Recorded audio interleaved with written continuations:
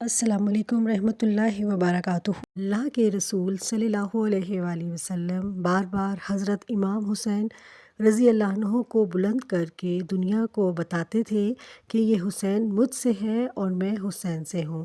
اے لوگو، اگر اس حسین پر کوئی مشکل وقت آ جائے اور یہ تم سے مدد طلب کرے تو اس کا ساتھ دینا، کیونکہ یہ جنت کے نوجوانوں کا سردار ہے، میرا خون ہے اور میری اولاد ہے۔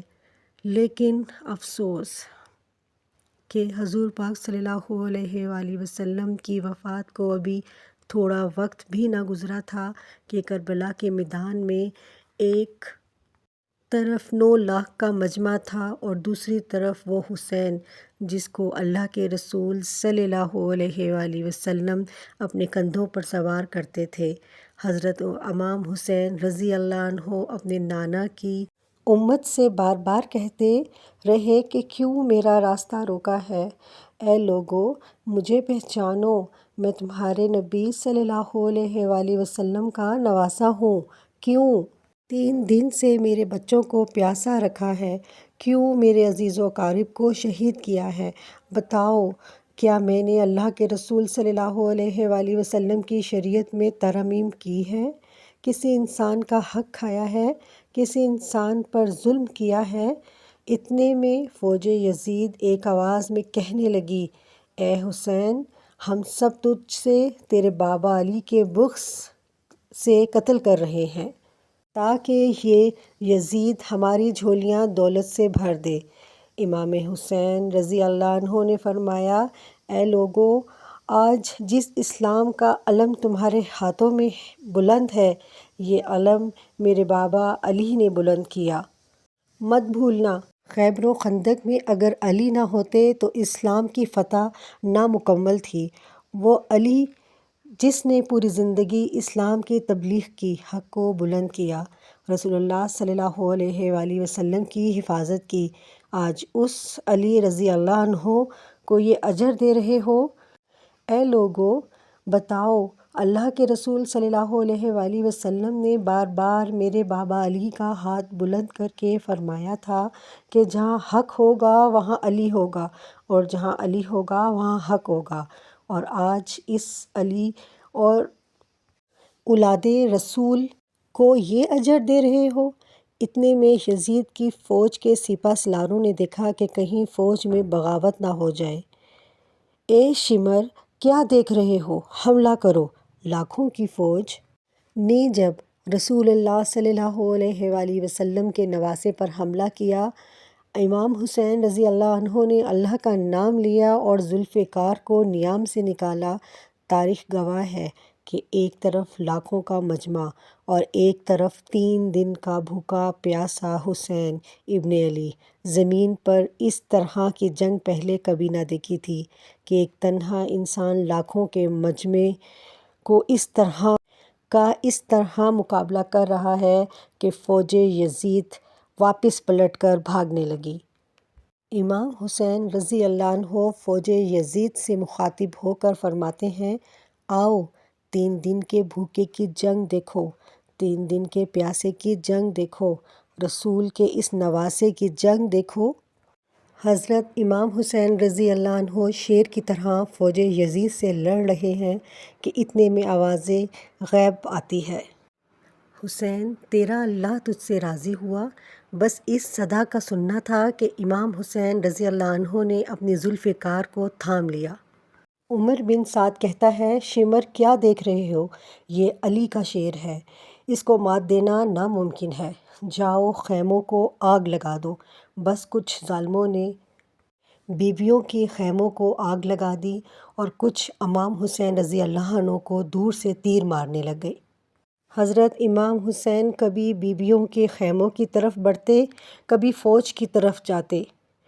عمر بن سعد اور شمر نے فوج کو 4 حصوں میں تقسیم کر دیا اور یہ کہا کہ کوئی بھی حسین کے قریب نہ جائے، جس کے پاس جو چیز بھی ہے دور سے حسین رضی اللہ عنہ کو مارے۔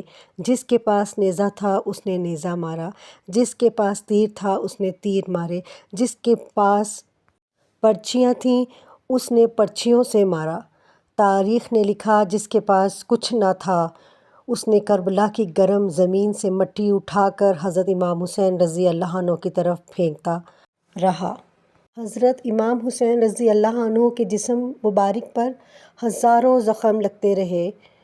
آپ رضی اللہ عنہ کے جسم مبارک پر اتنے تیر تھے کہ آپ کا جسم مبارک نظر تک نہیں آ رہا تھا۔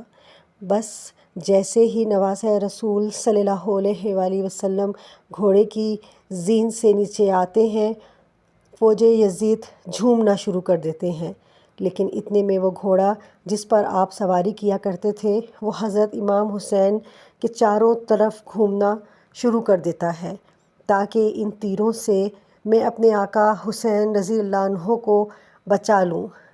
وہ گھوڑا دوڑتا ہی رہا۔ اتنے میں عمر بن سعد نے کہا، اے لوگو رکو، میں نے اپنی آنکھوں سے دیکھا تھا کہ اس گھوڑے پر اللہ کے رسول صلی اللہ علیہ وآلہ وسلم سواری کیا کرتے تھے۔ کوئی تیر اس گھوڑے کو نہ لگے اور یوں تیروں کو چلانا بند کر دیا گیا۔ افسوس ہے ان لوگوں پر کہ اس گھوڑے کا تو احترام معلوم تھا جس پر رسول اللہ صلی اللہ علیہ وآلہ وسلم سواری کیا کرتے تھے، لیکن اس حسین رضی اللہ عنہ کا احترام بھول چکے جن کو اپنے کندھوں پر سوار کر کے امت کو دکھایا کرتے تھے۔ بس حضرت امام حسین رضی اللہ عنہ کربلا کی زمین پر اپنا سر رکھ کر اللہ کا شکر ادا کر رہے ہیں۔ وہاں فوج یزید کے مختلف سپاہی حضرت امام حسین رضی اللہ عنہ کا سر کاٹنے قریب آتے ہیں۔ جو بھی قریب آ کے امام حسین رضی اللہ عنہ کے سر کو دیکھے تو اس کو امام حسین رضی اللہ عنہ کے چہرے میں رسول اللہ صلی اللہ علیہ وآلہ وسلم کا چہرہ نظر آئے اور وہ چیخ کر دور چلا جائے۔ اتنے میں شمر کہنے لگا، یہ کام مجھ سے ہی ہونا ہے۔ جیسے ہی شمر نے خنجر امام حسین کے گلے پر رکھا تو اس نے دیکھا کہ امام حسین کے لب ہل رہے ہیں۔ اس نے سوچا، ہم نے حسین کا پورا خاندان قتل کر دیا۔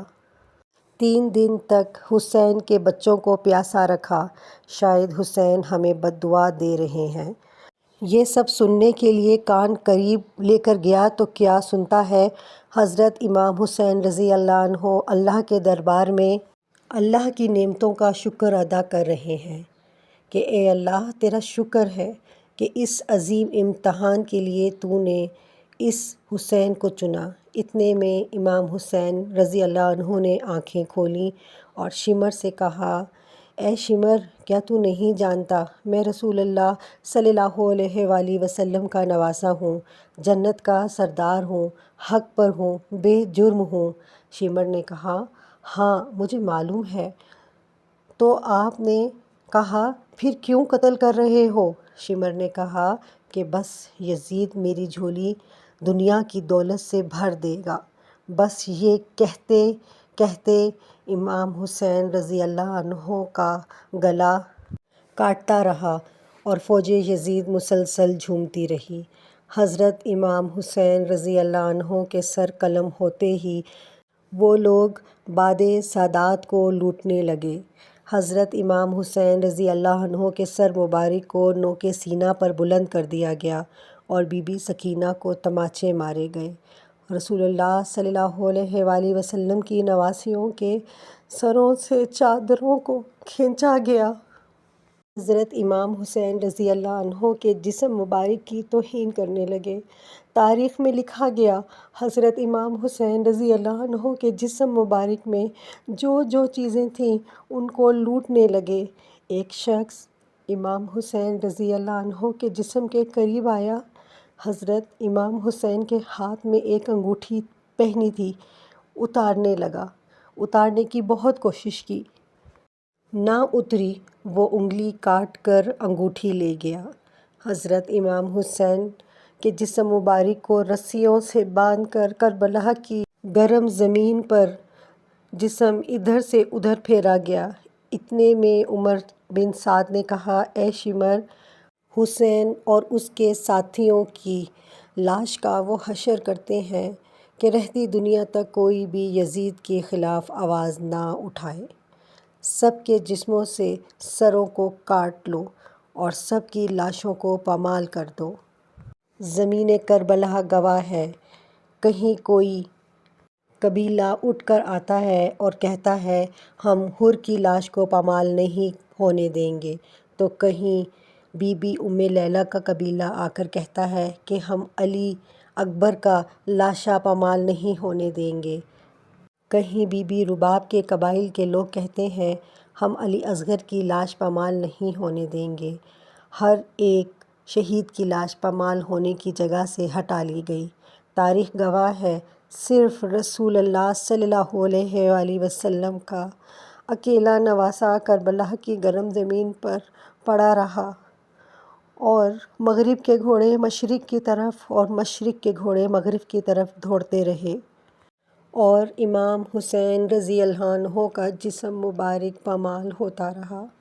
امام جعفر صادق رضی اللہ عنہ فرماتے ہیں، میرا سلام ہو میرے اس غریب دادا پر جن کی لاش کو اس طرح پامال کیا گیا کہ ان کی دائیں پسلیاں بائیں پسلیوں کی طرف چلی گئیں اور بائیں پسلیاں دائیں پسلیوں کی طرف چلی گئیں، جن کا سینہ اور پشت ایک ساتھ ہو گیا۔ سلام ہو میرے اس بے وطن دادا پر جن کے جسم مبارک کے ٹکڑوں کو کربلا کی زمین پر بکھیر دیا گیا۔ سلام ہو، سلام ہو، سلام۔